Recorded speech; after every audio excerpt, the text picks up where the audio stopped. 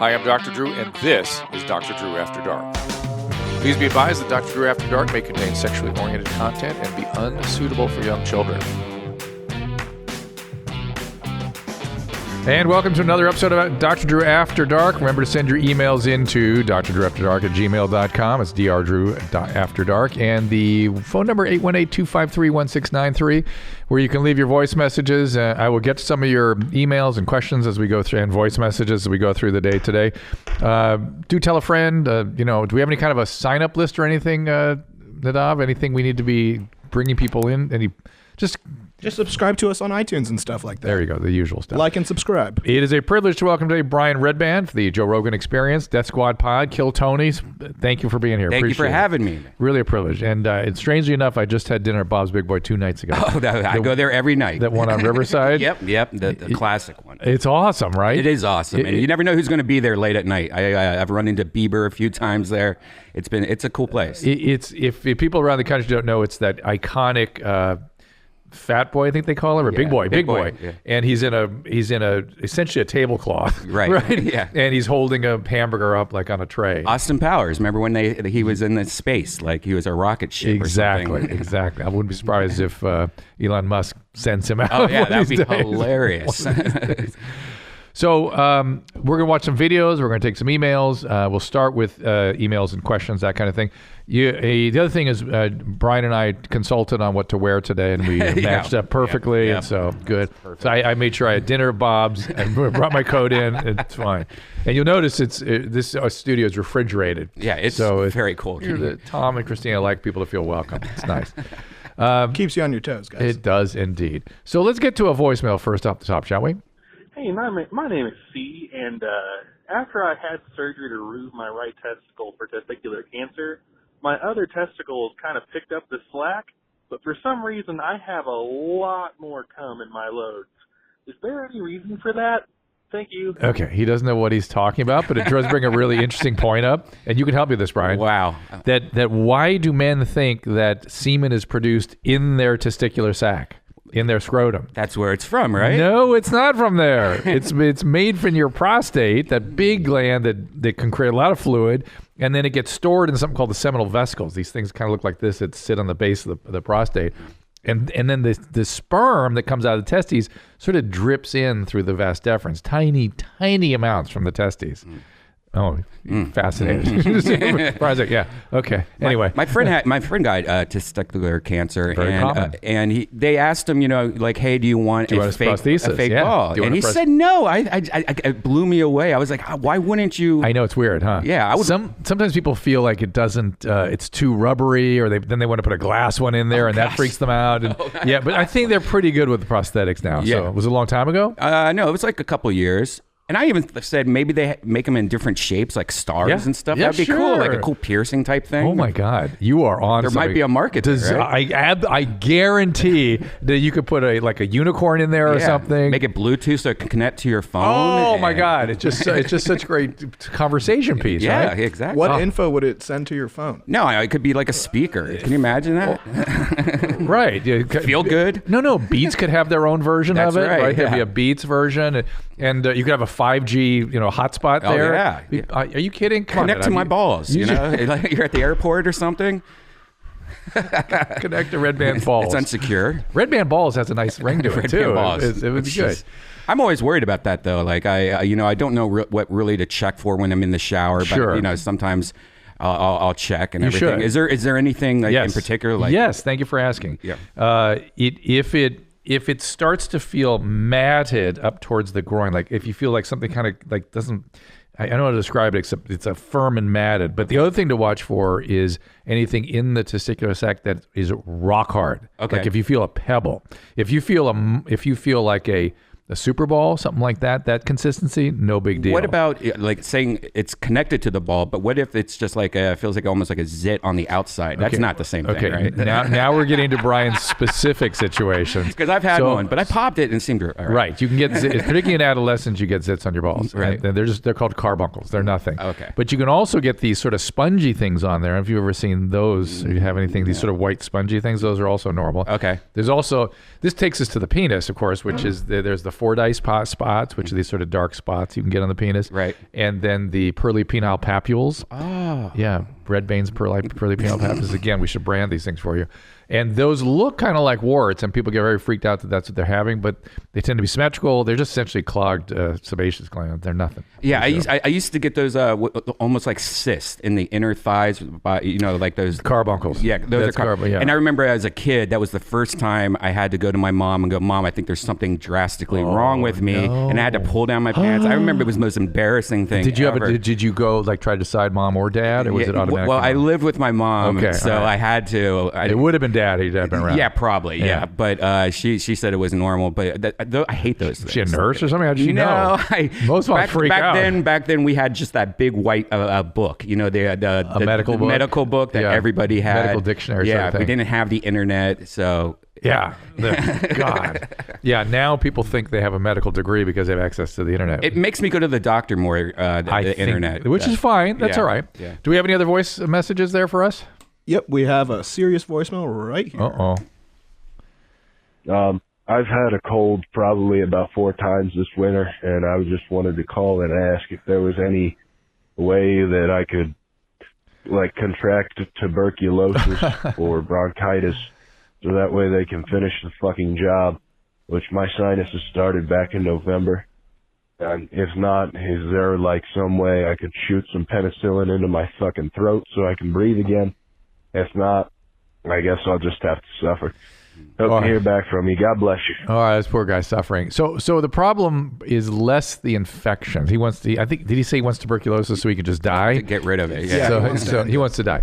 Antibiotics tend not to work for upper respiratory infections because they tend to be viruses, and it's the inflammation that he's dealing with. All that stuff you hear up here. It's just everything's inflamed, and the inflammation gets down into the trachea and even to sometimes the upper airways. And yes, an antibiotic sometimes is helpful if the sinuses are occluded and there's bacteria in there. But the bigger issue is inflammation. So you use inhalers sometimes that are steroid inhalers, nasal steroid inhalers, or actually take steroids, which it sounds like if you've had this for a while, you might want to take some steroids. Talk to your doctor about that. But the fact you're getting it 4 times, but doctors have difficulty differentiating between upper respiratory infections and allergies. So allergies might have started this whole thing. If it's upper respiratory infections, look at your nutrition and sleep. Make sure your immune system is adequately charged up, and wash your goddamn hands. That's the main thing. Is the main thing.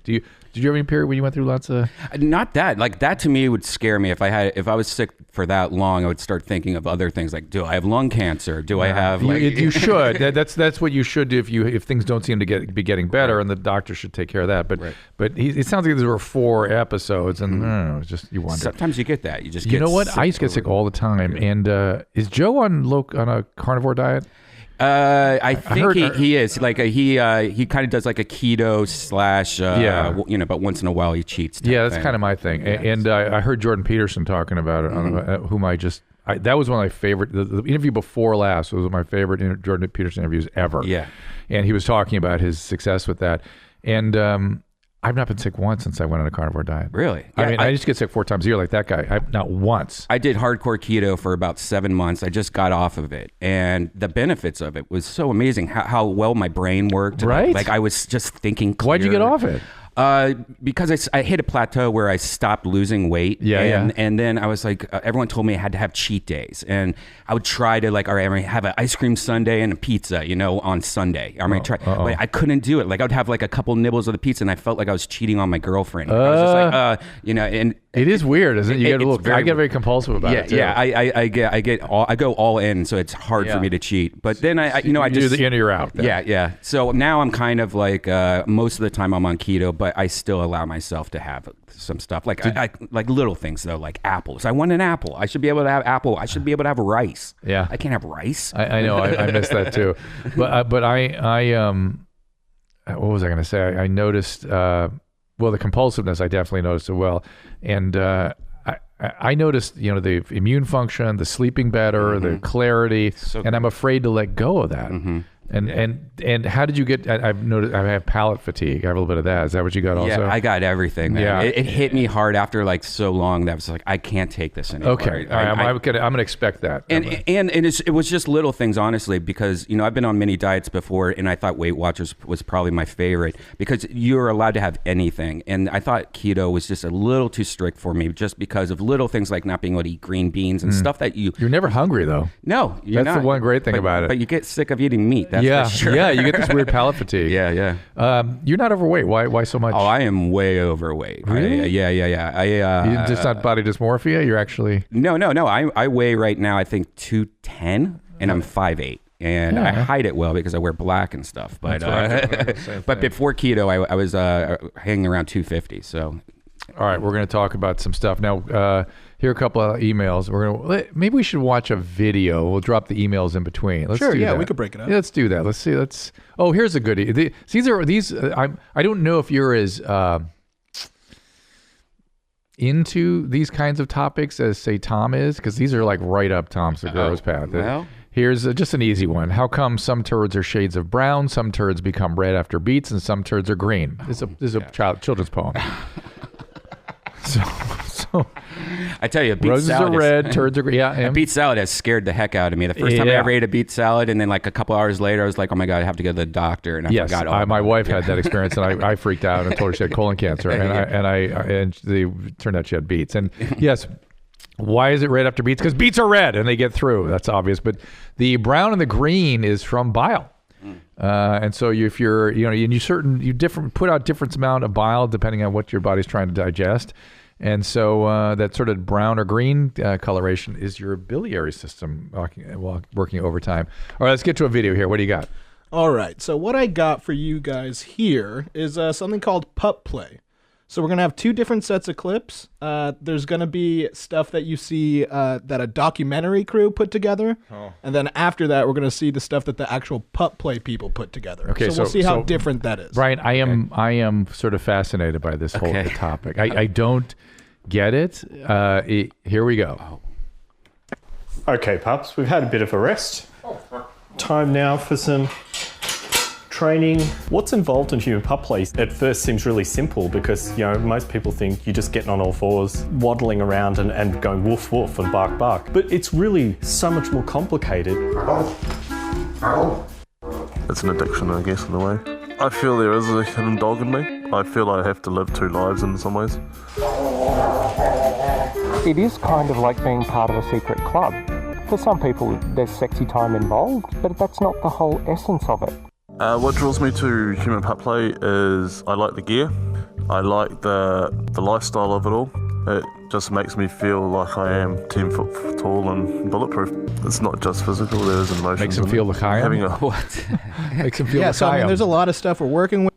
There's a lot of stuff we're working with over here. It's, they're not doing it entirely for the sex stuff. So, there's a sex piece in this? I mean, not yet. So to me, it seems like something people do just so they can do doggy style and they feel uncomfortable doing it as humans. or talking to other people without like a mask on. Is it heterosexual typically? Not from the videos I've seen. I always know I'm watching a Your Mom's House video when my hands go to my face.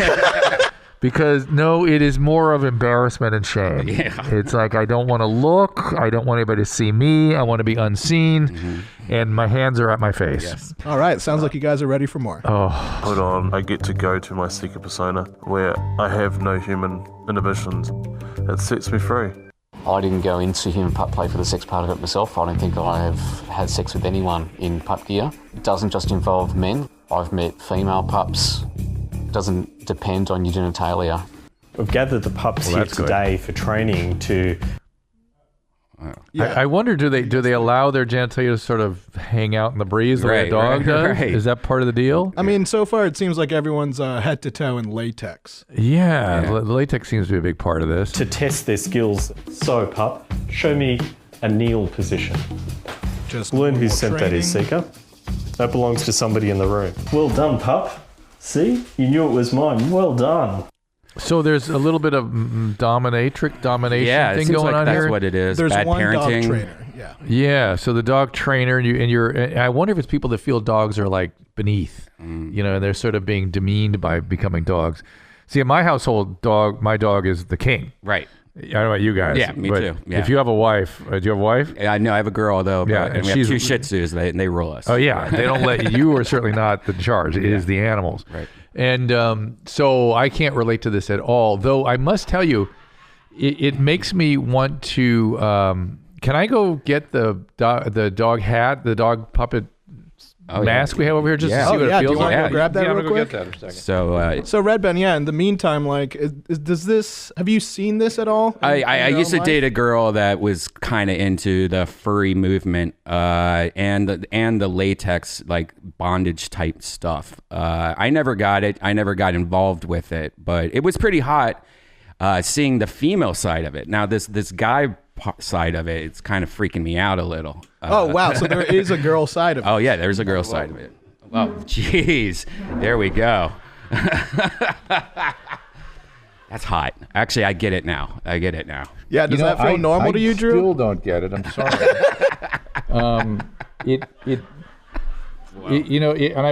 I'm thinking to myself, all I smell is fucking plastic. And if you added latex to this, it would be extra super disgusting. Yeah. So I don't get it at all. Oh, jeez. I guess do I have to have a collar around my neck before? I think for another episode we got to get a collar. Yeah. Oh yeah, and a tail. And have somebody, you can yank my chain and see if that somehow does something. I think Dr. Drew's trying to tell us something. Here, let's have Is it doing Dr. it Drew for put you? the headphones back Yeah, I'm on. having weird feelings about it. Nadav, you anything? It's great. Should I do the rest of the show like this? No, we need your headphones back on. Oh, you need my headphones. Okay, give me a second. Wow. No, but the furry, like, I don't know if these would be the same people as the furry ones that dress up in like furry outfits. Well, it does. I thought that's what we were going to watch, or Yeah. something like that, Yeah. because I've really never really seen this. I've seen the dog head over there, and I didn't understand the significance. Right. So this is now the documentary crew that's following them. I think within the next clip or two, we will see the documentary that they made by themselves. Borrowed some stuff from psychology still and the philosophy. Oh, smelling an also ass. from Aesthetics and so I forth. should have tried to smell So your ass, putting Brian. that all together. That's the part I missed out. You don't want to do But that. I couldn't smell it through that plastic smell. I know it. I couldn't have smelled it. I've become a trainer, and I own pups. Oi, who are you barking at again? All right. So now is And these are starting- Australian dudes, right? Wow, is this Yeah. where this is? My Australian friends, I'm offended for them. Going down. So now we're getting into the video that they made, and I think Will you'll you notice keep- that there's a different tone. I was going to say you keep sort of telegraphing that we're up. Something's coming. Yeah, for Which Yeah. this is the what now? Explain more. Is this like their home videos, or what are we talking about here? I definitely don't think they got the same documentary crew to help them with this video. Okay. This looks a little bit more like they're just on sticks. So it's just a little tripod action. Okay. Scent is acting as a passive sense for you most of the time as a human being. But as a Saying pup, scent is. you're going to be using it as an active sense, activating those memories, associating with your pup activities, so that one whiff of your master's groin and you're beginning to snap into pup mode. So you're saying that, we're taking a different route. Well, this is what I kind of thought. I saw them smelling each other's asses, and I thought this is meaningful, right? I think he's overselling it, but let's see. Give me a little Your more. owner is going to make you a pair of underwear. He's going to make sure that he leaves oh, a bit of his scent of his ass, Oh, that's some nice. smell of his piss, Thank you. and definitely a few loads of cum. Oh, no! There's Did you guys my see that hands. coming? No. No, I did not see that coming. My hands at my face again. This is like, one thing about shame is that they say it's not good for your health. So I'm feeling like this whole experience here on your mom's house may shorten my life a little bit. You're going to take a good strong smell of your owner's underwear when you feel like it, when you're pleasuring yourself. Importantly though, there's activities that you're going to be doing to help build up your scent. And the first one in first collar training is to know your own smell. Once a day, when you wake up in the morning, take a good whiff of your pit before you've showered, before you've put any deodorant, cologne on. All right. When you've got time during your work day, He says eat your shit. I'm out of here. Just smell it. Just smell it. You You take want a to good. go here. God. Put your hand down your pants. Grab your nuts. Have a feel. Get your fingers over them. And bring them up. God. After you've done that, reach further back. Run your finger along your crack of your ass. Yeah, I You know. don't need to I'm finger on your hole. YMH. You I don't know wanna come because I back with shit feel on your finger. ashamed of myself and sorry for these people. That's what happens every freaking time. I did not expect both of you to be this repulsed by this video. It's not a repulsion so much as a sadness, a sorrow, and a shame that I'm watching it, and a shame that I'm participating in this. But I will pull my head up and stand up tall and finish this. Just run your finger along your crack, your sweaty crack. Maybe not. It's just him. Bring it up and smell.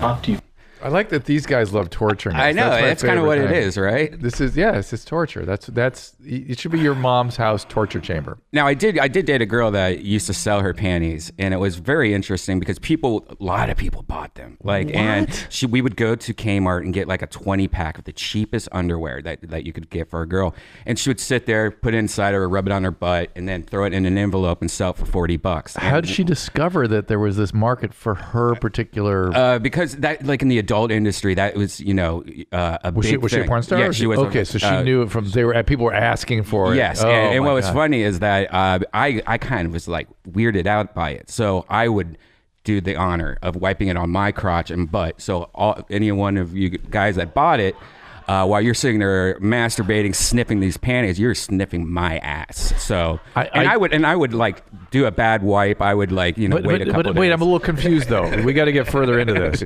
because no doubt your what you produce from your rectum, right? Your product, would have a little more of a carry to it than your girlfriend's probably, a little stronger. But a woman's genitalia has a certain something. Yeah. And how did you reproduce that? I didn't. I literally You just they like the they got a little bit more musk than they thought. Okay. But they I see. sold a lot. Yeah, musk. I like that. How many guys do you think have your asshole? I'd probably say a good 40, 50 around there, and a few of them returned, so they had to have liked it. They returned them? They returned buyers. Meaning Oh, they came back I and think they bought returned more. the product. Yeah. Oh. Yeah. Anybody in that room, in the production room? Anybody sound familiar to you? I definitely didn't buy them. Okay. Well, now we're gonna have Christina's reaction here. Is that what we got? Yeah, so this is their reaction to the difference between the tone of the first clip and the second clip. Definitely a few loads of cum. Definitely Jesus. a few loads. Remember of how the other video, God. oddly enough, that featured the pups, they made it totally non-sexual? Well, yeah, that's the lie and of it. And we were like, this is such a sexual Yeah. thing that they're minimizing. Yeah. Then you get him alone. He's like, I'm going to come all over this and you're going to smell it. What a liar face. I guess for that documentary, they didn't want them to seem like total fetish course. derelicts.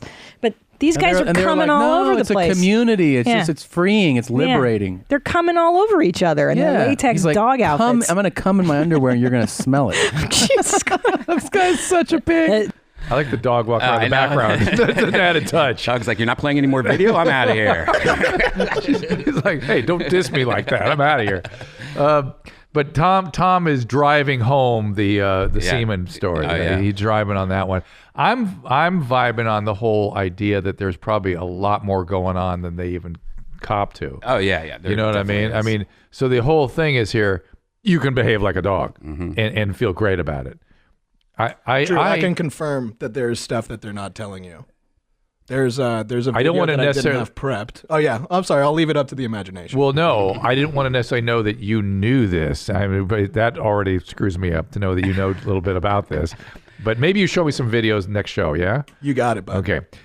Because that's where you learned about it, right? You didn't actually do this. No, I Okay. did not. There was a little bit of a bark there. It's like you couldn't. It had something to do with extracting glands like a dog groomer, doesn't it? You know? Yeah. Oh, expressing glands. Expressing Glands. Thank you, Brian, for taking it all the way down. Express your glands now. Oh my God. Oh my God. Oh my God. Speaking of sort of, and whatever you're into, enjoy. Here, this is a guy, he's worried. He's had a happy marriage. He loves his wife. She's been interested in BDSM, though she hasn't been demanding it, but we have mostly vanilla sex life, she said. She would prefer that I be more dominant. Well, this is perfect. Go do pup play. I would like you to meet her needs. I would like to meet her needs and make her happy. But with this never having been an interest or fantasy of mine, I have her bound and at my mercy. I feel largely clueless, clumsy, and silly. So he's tried to tie her up. Mm-hmm. It hasn't been her doing, as she's been patient and understanding, but it's had an unintended result of making me feel inadequate. Just realizing how most people don't know how to write for speaking. Yeah. Boring for only wanting to engage in more conventional, less complicated sex with my wife. Any suggestions? Well, obviously pup play. Mm-hmm. Obviously they could go down that path. Mm-hmm. It isn't really, it's a kind of an interesting question, really. How do you, if there, one of the more common things in people's sex life is mismatches of all types. Mismatch in sexual desire, mismatch in what you like, mismatch in around BDSM stuff. So how does a guy that's not into it fake it? It's hard to do. I've been there where they've choked me. I've even been with a girl that wanted me to slap her and I couldn't do it. I would argue, and I've talked to a lot of men that have been in that position and have not done it, and I would argue that means you're a good person. Thank you. You know what I mean? Yeah. I whenever a guy says I couldn't do it, I'm like, of course you couldn't. Yeah. Because you're a just sane human being who cares about people. And there's something weird about dating somebody and being in a certain relationship where you're happy and you love each other, and then just switching off to like, oh, you like being choked. Like, right? It's like I feel it's weird. silly. I feel like it's silly. Well, that's what he feels. Silly and uncomfortable. I feel like I just start laughing. And yet, a lot of women like the sort of swept away feature of it. Right. I wonder if it's, and of course the women are so funny, they'll never tell you. You're supposed to guess exactly what they want or how it's supposed to go, because it spoils it if you don't use your imagination to dream it up for me. But for this guy, it's go ahead and I'm imagining the tying up and the being out of control is what's more important to her than anything else about what you're actually doing. Mm-hmm. Maybe what you do is tie it up in whatever thing it is that you normally like, carry out your normal business, and give her the thrill of really tying her down. Yeah, that's all. No, I'm not into it. I'm kind of like this guy. I guess I'm more boring, but not that boring. But I hate when girls go, "Daddy," the daddy stuff. I mean, I've been there where she said "daddy" and she said her dad's first name. Oh my god! Come on, Jeff. And I'm like, wait, I'm not Jeff. That's your dad's. That's when porn stars never have any antecedent problems. But it does bring up this whole thing about the pup play, which is all this stuff to me feels like traumatic reenactments. Mm-hmm. And I don't know what it is about the dogs and but no, I'm not kidding. It's that when people reenact the traumas of their past, they're attracted to things and behaviors and circumstances that remind them of their childhood traumas. They don't realize that's what they're doing. It's just their attractions to these things. Now, it doesn't have to be a direct relationship. It's not like you had sex with a dog when you were 3. I'm not saying that.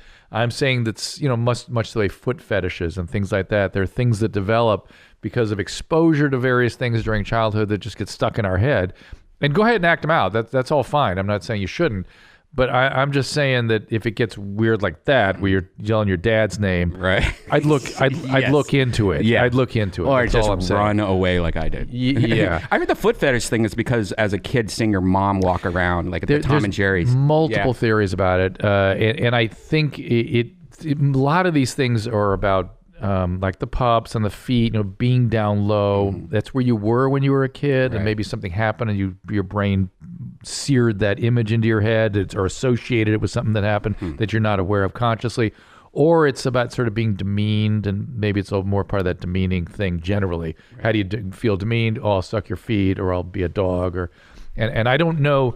I've never really treated with people that being demeaned sort of becomes a central issue in treatment. Mm-hmm. Yeah, so I've never really seen that, but I'm sure people have that, and obviously this is part of the thing here. And even with the way that guy that was the dog trainer spoke, I found it unpleasant. Yeah. And so if you find that pleasant, it's like, you got something going on there. Weird. So the Jeff's daughter. Mm-hmm. Was this the porn star? No, this was just a random girl. I mean, I've had that before where people were like, "Daddy, Daddy," and sometimes it's hot, but other times I felt a realness to it. Yeah. And when she said that, like this was like a really traumatic thing for me, where like I honestly stopped talking to her like the following day, because I was I don't even want to go there. I'm not even going to bring it up that you said your dad's name. Yeah. It was. And did the porn star have trauma? Yeah. It's always there, even though they deny it. It's Yeah. it's not something to be ashamed of. I've dated a few other girls, and it seems like that it's always been some kind of molesting. It makes their body's boundaries sort of more fluid. Let's say they just don't perceive the usual boundaries and stuff. Yeah.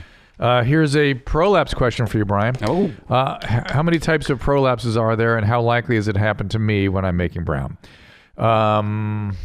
Is there a difference between prolapse and just having like a bad hemorrhoid that pops out? Or? Very different. Okay, yeah. Prolapse is what they call great a pink question. sock, right? That's the pink sock thing. Great question though, because a lot of people have these. A hemorrhoid is just essentially a vein that gets inflamed and enlarged, and it can pop out and be very uncomfortable. But prolapse is the rectum turning inside out, right? And that can be a surgical emergency because when it falls out like that, it cuts off its own blood supply, and it's not like you can just tuck it back in or restore the blood. So you have to go in through the abdomen. And that's deep back in there, man. It's a big surgery. I have an internal hemorrhoid that gives me problems at least once a month. And good times. And I've had where you tie the rubber band around it. Oh, that's very painful. And that was the most painful 48 hours. And I was supposed to go back twice, and I'm like, nope, I'll just keep it for the. Is there any bad thing about just keeping it and like dealing with it? Right. I mean, they can bleed. They get really seriously bleeding. But I have that. And they tend to recur even when you band them. Yeah. So there's a big surgery you can do. I wouldn't recommend it. Yeah. And you become very friendly with Anusol. What's that? It's a good Anusol HC is a really good cream for cooling that all down. Okay, I'm gonna write it down for you. There's positive about I guess bloodletting or recycling your blood, right? Once no, a month? Not really. Not when it comes out your ass. No. But be careful if you do have even a little bit of you notice on the toilet paper and stuff. You might I have a lot. You might want to take some iron. Iron? Yeah, because you could really lose a lot of iron that way. You'd be surprised. If you feel fatigued or anything, I mean, the problem with the iron though is also will constipate you, so you have to make sure because that'll make the hemorrhoids worse. Right. So you got to make sure you take a laxative with the iron.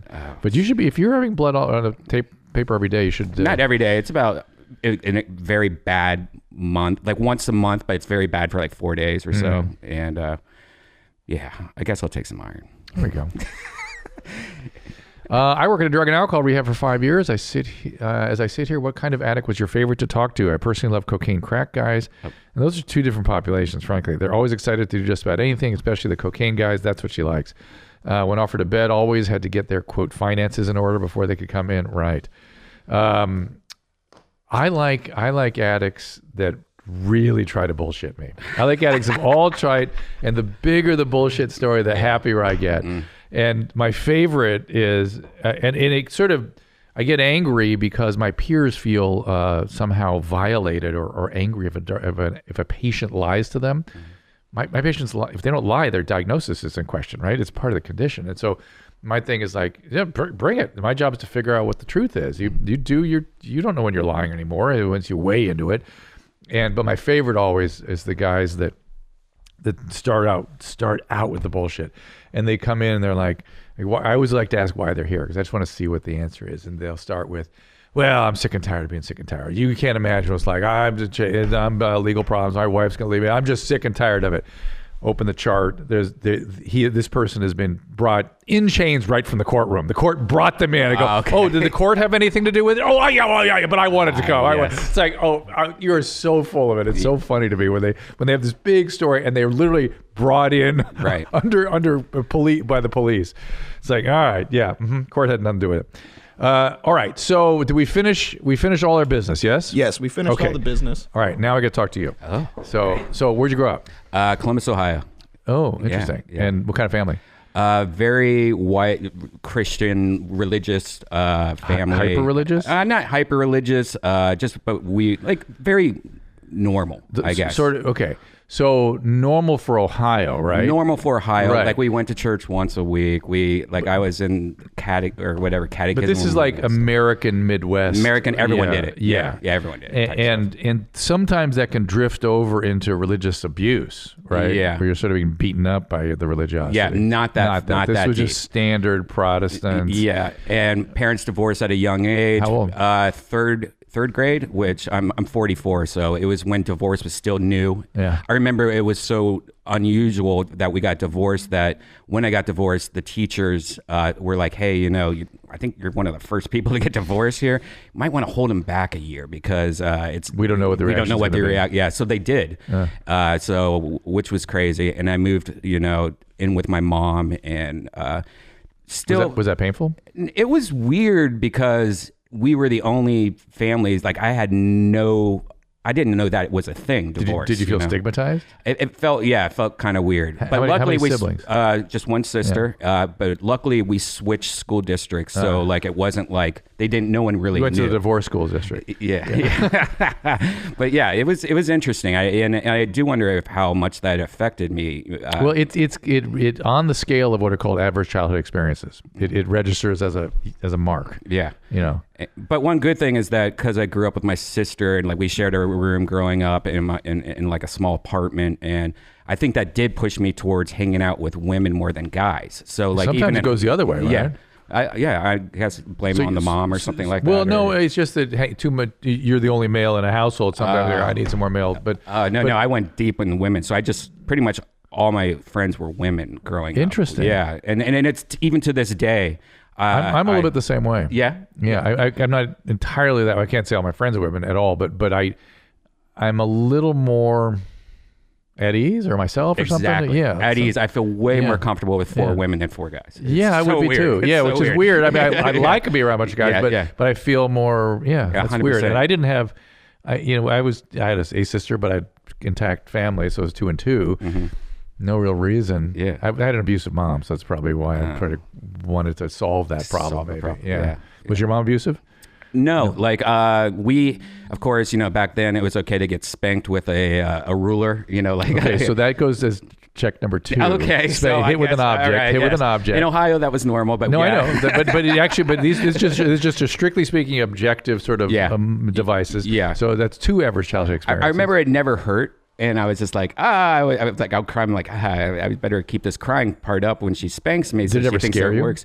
No, not too. I mean, not really. The key is for it really to have an effect on you. You have to be afraid. Yeah. You have to be fearful of something. I guess I kind of remember it. Scary. She switched to one of those paddles that like all the frat boys have. Like oh my God. Yeah, like cheese plate. Did your sister get it too? Yeah. The cheese plate with holes drilled through it. Yeah. I had one of those. My grammar school coach had one of those. The schools were allowed to use them back I remember in the day. when you used to be able to spank kids in school when I went to school. I remember that. Yeah. I remember that same coach kicking a kid, kicking him in the ass. Can you imagine nowadays? Oh my God, he'd still be in jail. Right. So, okay. And so you're in Ohio, you get divorced, you're coming on through, feel stigmatized, new school, some physical, whatever. How are things going as you grow up? I definitely got into drugs in college. Like I was, but nothing insane. I mean, insane to so drug abuse rather than addiction. It was more like mushrooms and psychedelics. I was a hippie. I followed the Grateful Dead and did all that stuff. Do you know Duncan Trussell? Of course I know Duncan Trussell. Are you? Yeah. That's who the ball cancer guy was I was talking about. Oh, I was with Duncan all afternoon yesterday. Oh, really? I'm having dinner with him shortly. Oh, I love Duncan. He's I do a good too. friend of mine. Yeah. And so are you on that animated thing he's doing? No, I know. Okay. He and I did several podcasts. Cool. Because I look to him for some of the answers in some of these areas in this topic because it's a very interesting topic, hallucinogens. And I mean, I've maybe hundreds of times I've done acid and mushrooms, but that's about as far as I got. I experimented with cocaine here and there, but never really did anything. So it's drug abuse, not drug addiction. Right. Yeah. And by the way, personally, let me just say where I'm at with it. I'm afraid of them because I've seen it. You know, I worked 35 years in a psychiatric hospital. Right.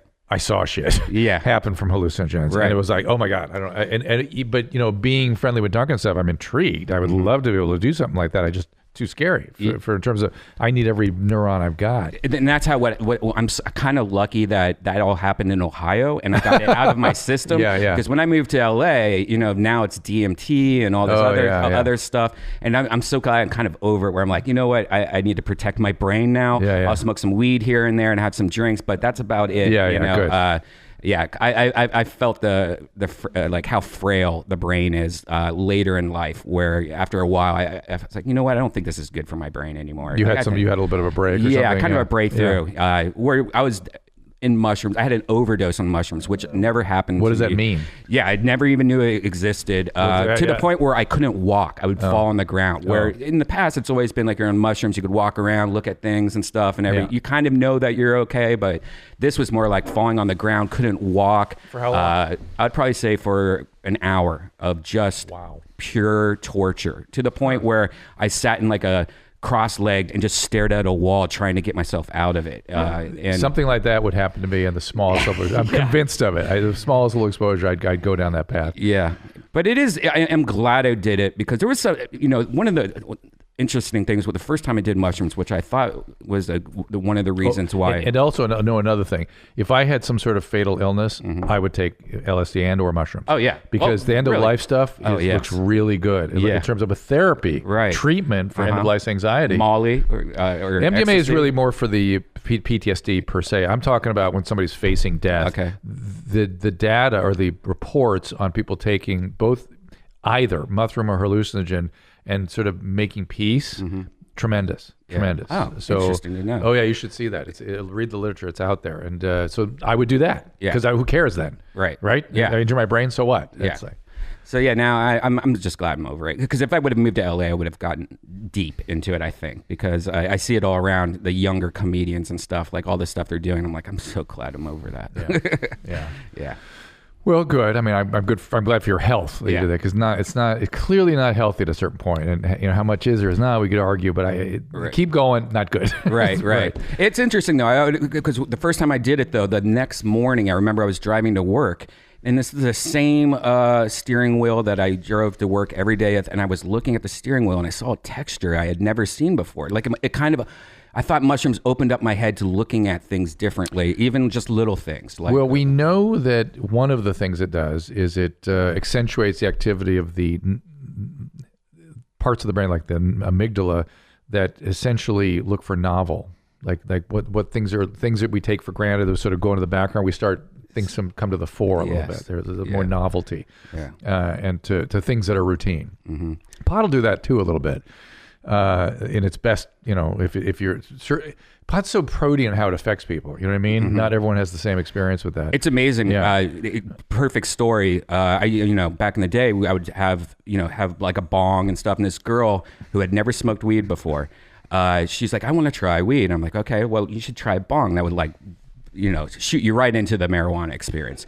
She took one bong hit, and after a minute, she stood up, ran full speed as fast as she could across my room into my bathroom, hits the bathtub, and just smacks right into the bathtub and passes out. Oh my God. Like it affected her to the point where she just started running. Like she had no idea. Weird. And she had never done it again since then. But did she have any kind of? Was there anything happening in her head at the time? Was she seeing things? She said she doesn't even remember. Wow. She said she just stood up and ran as fast as she could. Isn't that interesting? And then some people love it more than they love anything else in their life. Yeah. And it's Joe Rogan had some weird idea that I hated, or I'm anti-pot or something. I remember a long time ago. I know where he got that idea from. I think it's because I treat people who can't stop smoking it.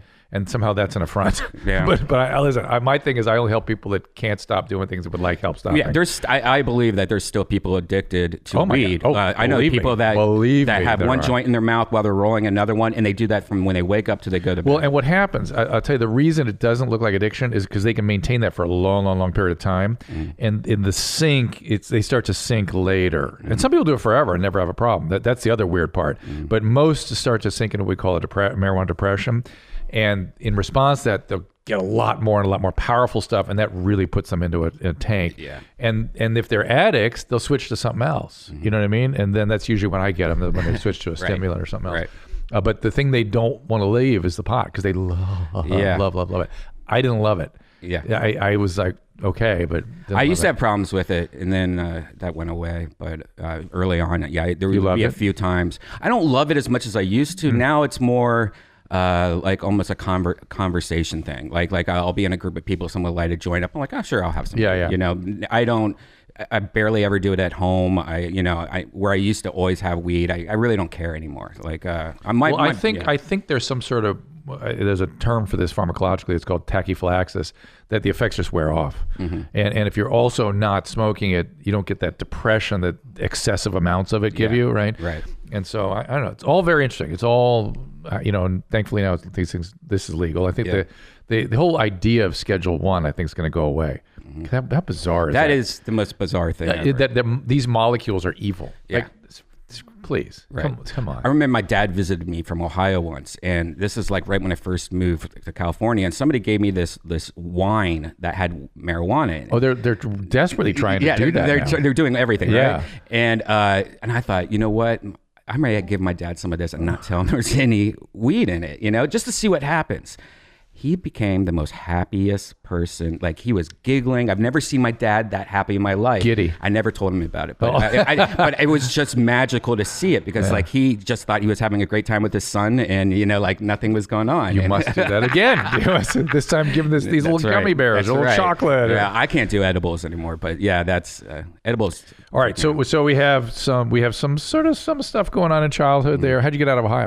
I was lucky. I had a dead-end job, and what was it? I was working at Gateway Computers and doing web design on the side. Wow, and Gateway Computers. Yeah, remember those? That was a big business one time. Yeah, I was doing business sales and stuff, and then Joe Rogan had seen some of my work, some of my video work, and what do you mean? What was that? I used to follow around Doug Stanhope. You know Doug. Doug's another guy who hated me for no good reason. Really? Doug, we're not best friends. I mean, not best friends. I wrote the foreword to his book. That's right. It's like the last time that Joe dissed on me was he asked why Doug didn't get a real doctor to write the. Oh God, really? So, yeah. I don't know. I love Joe. I love you guys. I don't understand why that has happened. I don't either. I don't get that at all. But Doug had a thing. He hates 12-step. Yeah. And his mom used to drag him to those meetings, and I totally get how, as a kid, are you kidding me? Plus, Doug, God bless him, he embraces his pathology and his girlfriends. Good on them. Yeah. Good for them. I hope they're okay. I worry that they'll be okay, but he's living his life. He's living his best life, and it's working for him. Fantastic. He's my canary in the coal mine too. Right. So. For what? For drugs? Yeah, for drinking and smoking. Drinking. If he goes too far, you've gone too far. Yeah. I don't know if he ever got there. Yeah. So don't you worry about him? I worry about him. I do worry about him. I do. And did you read his book? I'm in the book too. Oh, that's right. You are in the book. But it's great. It's a great book. What's the? Oh shoot! Now I'm blanking on that. What's the famous? Somebody help me here. The famous Fear and Loathing. Fear and Loathing in Las Vegas. Who wrote Hunter it? S. Thompson. Hunter S. Thompson got nothing on this book. Right. Exactly. I'm not kidding. I thought, and he's so conscious of what's going wrong and what's happening, and so honest about it. It's a great read. Yeah, it's interesting. When he asked me right before, I really thought I was being punked. Really? I was like, Doug. I was like, what? Because doesn't your buddy Johnny Depp, couldn't he do it? Why do you ask me to do it? It doesn't make sense. But I was delighted. I was happy to do it. That's great. So yeah, I met him at a very young age, around 27 or 28. I used to follow him around, make videos and stuff. How did you get hooked up with him? Through Joe, I believe. I through the internet. Like when was there an internet then? You know what I mean? That's funny. Yeah. I was like, I went to college to do web design. It was like the first time they ever offered a class for web design. Oh my God! So I was you were ahead of your time. I was a beta tester for this degree, I guess. And I met Joe and Doug through their websites, and then I ended up like making Doug's website and like making videos for Doug before YouTube. I was really totally get it. Yeah. And how did you? And what were you thinking of Doug at the time? Like, I was just hysterical. This is great. Yeah. I love everything about him. I didn't know comedy that well, so this was like my introduction to comedy. Did you like comedy at that point? I did now, but I had liked like Saturday Night Live. I'd never gone to like comedy shows. You didn't know stand up. I didn't. I think Robert Schimmel was my first time. Oh yeah. And then I got into Doug Stanhope and Joe Rogan. And so I would make all these cool things for Doug, and then started making them for Joe. And then one day Joe just like, hey, can you move to LA and just make these videos and stuff full time? And I was like, I'm in. I quit my job. And luckily, the job I was working at was like I was going to put my 2-week notice in. They're like, wait, we have something to tell you. We're going out of business. Here's a severance package. So I put the 2-week notice in my back pocket, and I'm like, yeah, good for you. So then I moved out, and started working for Joe out here, and it's I've been out here ever since. So that's how it got. And did you do stand up yourself? I did. I started doing stand up in Ohio because I was so because it's just. it was I was always the class clown, always making people laugh type guy. And so one of the sort of themes of this pod is to try to dig into what comedy what comedy does for you. Yeah. Was it and some people it's an antisocial impulse, like it's a way of kind of keeping people away and controlling things. Probably, yeah. I mean, there's a reason. I usually wear hats every day because I don't want people to talk to people usually, Do you like people? I like people. I just, I'm very antisocial. Is it a social phobia? Like it's uncomfortable? No, I just rather not be bothered, I guess. I don't know. Like I get annoyed, like people coming up to me and like, I don't want to talk right now. Oh, so because you mean fans. You don't want fans. Yeah, well, that and strangers. I mean, I've been mugged before, so I kind of don't like the whole thing where you're walking down a sidewalk, don't look at that guy in the eyes type thing. Yeah. I'm kind of like that. I just, be in the zone. Have you always been that way, or is that something that's evolved? I've always been that way. Okay. I mean, I was, like I said, always hanging out with women, not guys, like jocks and stuff. I was bullied as a kid. By males? By males, yeah. And so I always was like the artist. I would paint and hang out with women. Oh, my goodness. Yeah, good for art you. was like my big thing growing up. Are you still doing art? Oh, yeah. I have a t-shirt company where I draw everything, and I still paint all once in a while. And then the comedy, so you start doing stand-up. What did you think about that when you first arrived? It was nerve-wracking. I mean, it was scary because I never had even done speeches or been in front of people before. Oh. And so I tried open mic a little when I was in Ohio, but when I moved to California, Joe was like, you need to start doing stand-up again. So he would push me out in front of these sold-out 4,000 people shows, and that's how I started doing comedy. Because he thought you were funny, or he thought it was funny, but he also thought that you just have to do it, and this is kind of like a cheat code. Yeah, and it was. It definitely was a cheat code because you start learning fast how to hack fear of speaking for a crowd. Yeah, get up in front of 4,000 people and have at it and be funny. Yeah, and I remember I would go back to I'd get off stage and I would have pain in my stomach for 10 minutes. Just my stomach just had pain and nerves and stuff like that. So I have this weird thing that when I sort of sit and attune to people, I can kind of feel where there's what's going on with them. Mm-hmm. Something weird in your back, like hi. What is it hurt back there? Or is that where you have your tension or something? No, I have a problem with slouching. But it feels like tight or something. Like there's something. Yeah. When you're up there on stage, were you like a rubber band? Yeah. Okay. Yeah. All right, that's what I'm imagining. Yeah. Ugh. Yeah. It's so. And you got over that. I got over that. I mean, now I don't even realize that I'm going in front of people. And I've noticed a predilection for the brown humor. What do they call it? What's the cup say? Brown talk. Brown talk. I love brown talk. Okay. It makes me laugh, and I actually was. It's weird how people either like the poopy talks. Like I'm dating an Asian girl, and I realized that most Asian girls I know all love talking about poop. Like, they do, and that's what I mean. They made the poop emoji. The poop emoji. I grew up with a Japanese friend, and when I was like in 5th grade, I would go through books and I would see the poop emoji all the time, and I used to draw the poop emoji before emojis were even a thing. So they've been. So it was like a character, almost. Like Pikachu. Yeah, it was like Pikachu. Shitashu or whatever. And it's so weird. It's popular now. To the point where it's like grocery stores stuffed animals. Now, are the females more interested in it than the males? No, I think the Asian culture loves poop. Hispanic culture, not so much. No. You talking about poop, man? Right. And the farts, no, not going. Yeah, not going there. Yeah. And my African American friends sort of splits a little bit. But some of them are like, But I love poop talk. I think it's great. Well, it's interesting. So it's back here at your mom's house. Christina digs the brown talk, clearly. And it's sort of an unusual thing for a woman to really be that down. You can see my girlfriend. Down for brown. Yeah. Okay. But I think a lot of people like it. Is she a comedian? Can I interview her? No, you should interview her, though. But she's not a comedian. She's like. So Down for Brown is that. They make me a loop of that and a T-shirt. That's another T-shirt for us. And then Tom is big in the sort of sexually macabre. And I interview him about that, and he thinks we arrived at, maybe it's the fact that he was in this oppressive Catholic school environment where sex was like extremely taboo. Yeah. Now it just makes him laugh. Well, I think he imagines the nuns watching this stuff. There is something weird about it, because I do remember when I first moved out here. When I first moved out here, Joe was talking about masturbating in front of people, and I remember going, I can't believe he's doing that. What you mean? Wait a second. That he was talking about the act of masturbating in front of people, or he masturbated in front of people? The act. Okay, the act. Yes, We were all watching him masturbate. Yeah.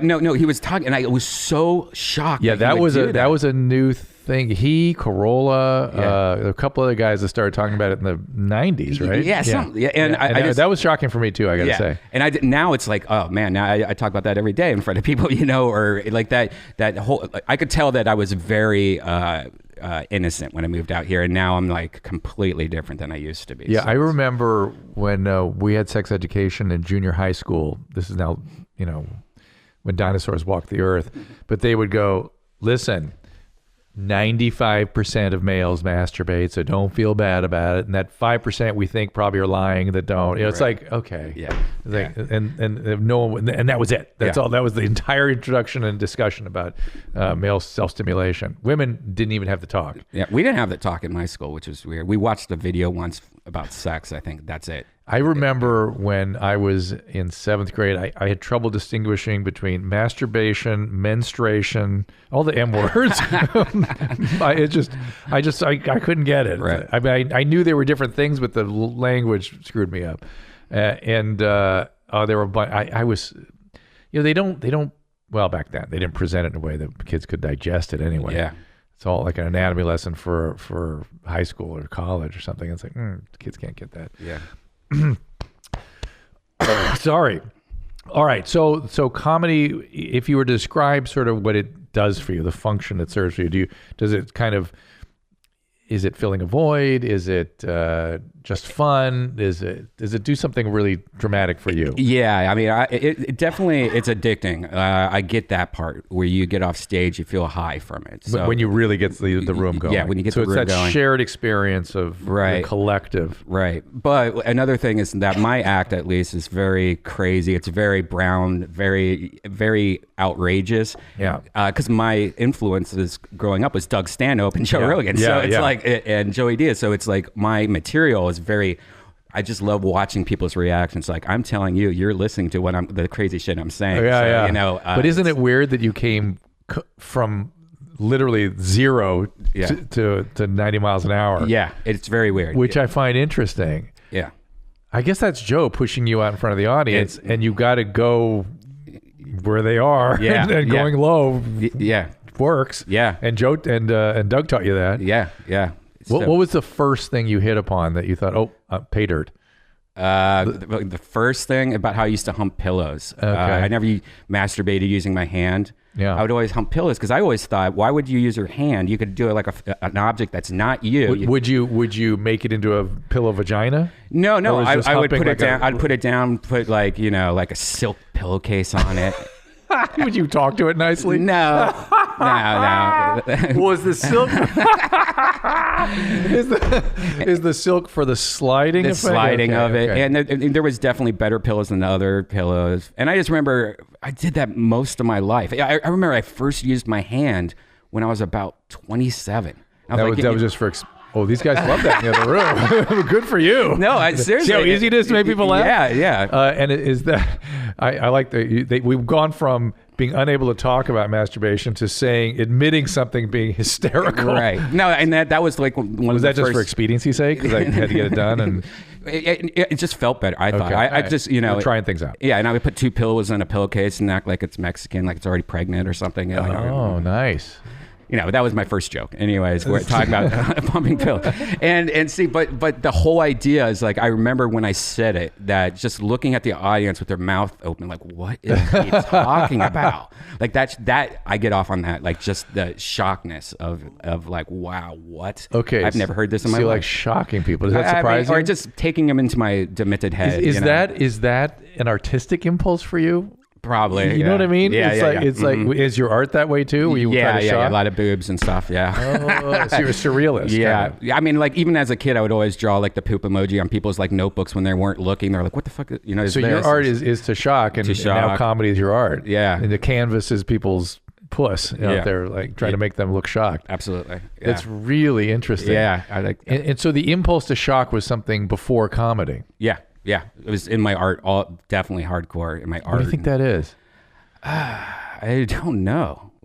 The impulse to shock. Did you try to shock your parents or your mom or anything? Yeah, or teachers? No, not too much. The teachers, yeah, sure. I would a lot of arts-based things though. Like I remember I drew this crazy vagina, and it had like a weird face on it. And like when the teacher was out of the room, I just put it in one of her books and stuff. Oh my God. Okay. You know, just, what did she do?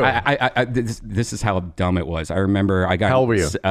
This was 5th grade. Okay. And I remember she pulled it out and looked at it and goes, "All right, who did this?"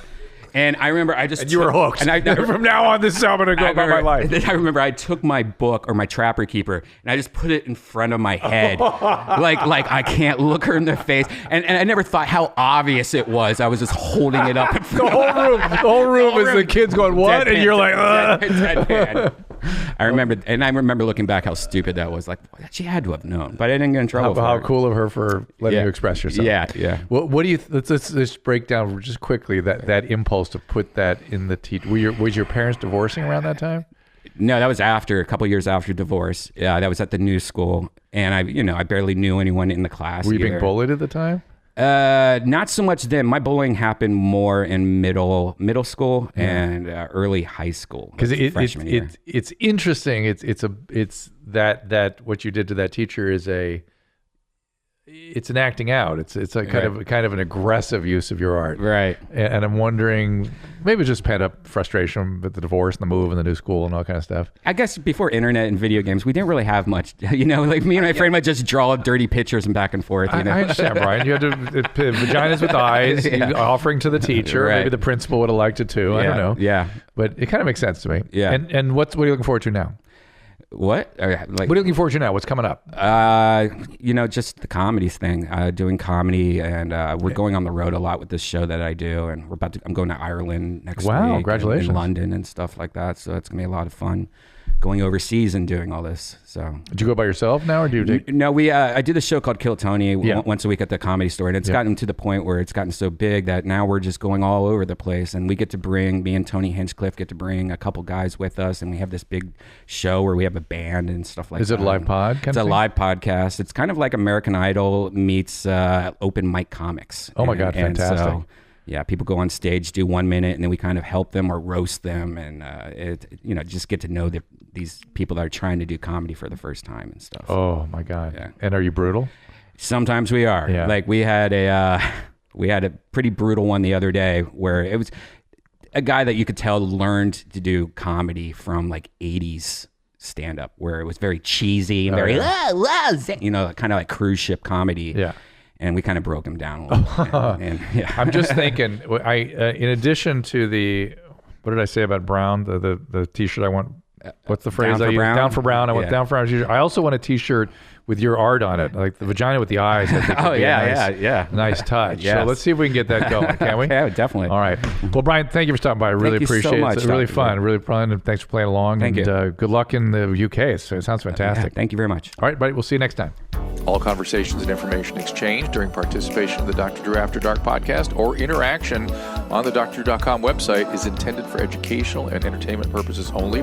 Do not confuse this with treatment or physician medical advice or direction per se. You must always follow your medical professional's advice and direction. Nothing on these podcasts or posted on this site supplements or supersedes the relationship and direction of your medical caretakers. Please understand, I am not playing the role of physician in this environment per se. I'm educating. I am a licensed physician with specialty boards in American Board of Internal Medicine and American Board of Addiction Medicine.